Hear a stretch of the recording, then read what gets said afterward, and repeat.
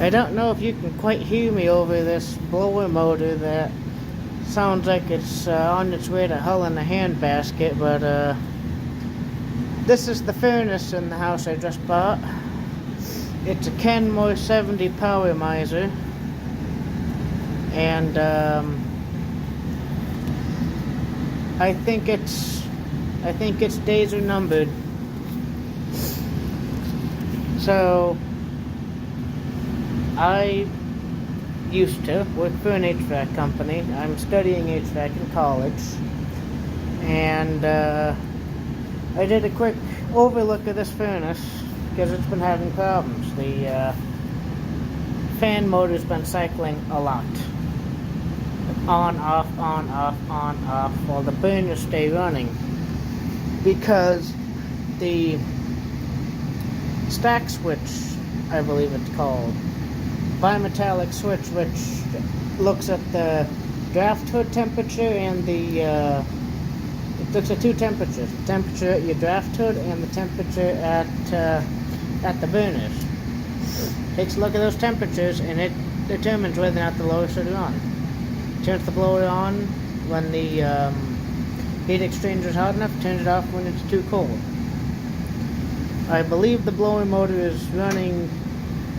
It seems like the blower motor is running too hot, but given how plugged the heat exchanger is full of soot, you can't see it, but there's a huge pile of soot in that draft area.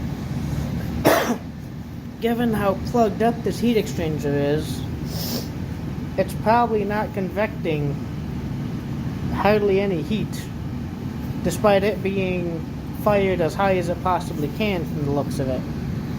Your flue pipe is already too hot to touch, and it's only been running for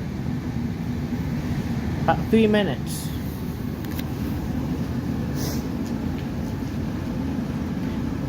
This furnace was purchased used from the looks of it. I looked at the bottom of the blower compartment. This was at one time an updraft furnace, it still is, but your return was on the bottom. Now the return's on the side.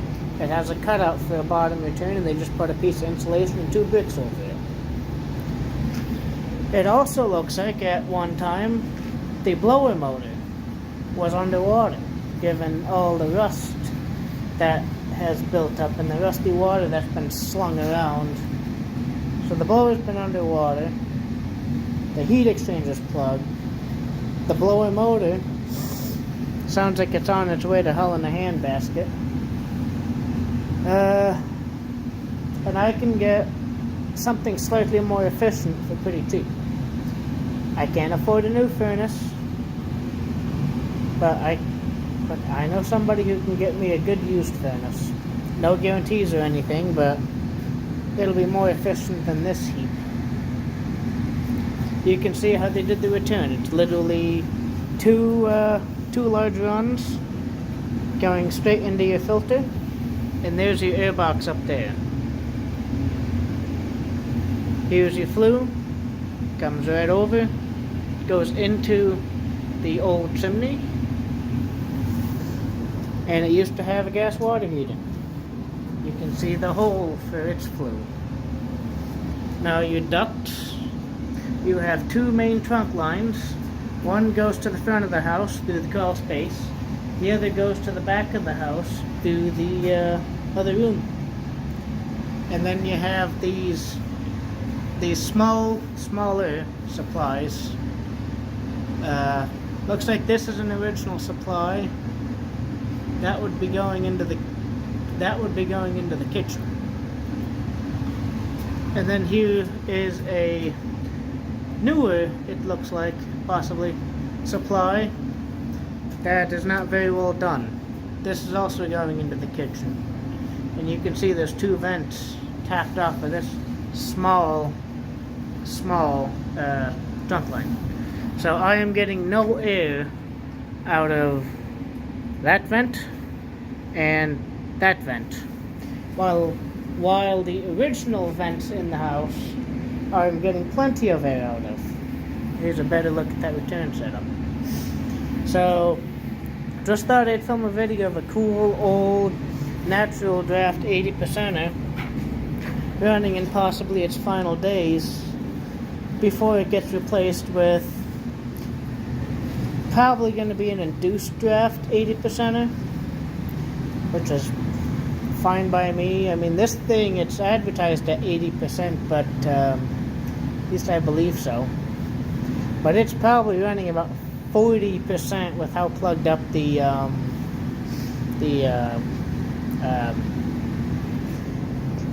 heat exchangers. Now let me show you my main pet peeve with this furnace. So you can hear how noisy it is down in the basement. I take you upstairs, and I don't know if you can hear, but that return is very noisy. Very noisy. Now, as you can see, I've been doing some work. See if I have my temp gun with me. I put it around here somewhere because I used it to check the supply temperatures. Where did I put it now? Where did I put it? Looks like I can't find my temp gun. When I find it, if I don't find it in the video, I'll go ahead and just post the temperatures of the flue pipe, or the temperature of the flue pipe, in the video description. And I guess that one vent, I don't know where that one vent ends up, because right about there is where it would be. Yeah, I'm getting like, that's like room temperature air coming out. And I'm getting no airflow out of these kitchen vents.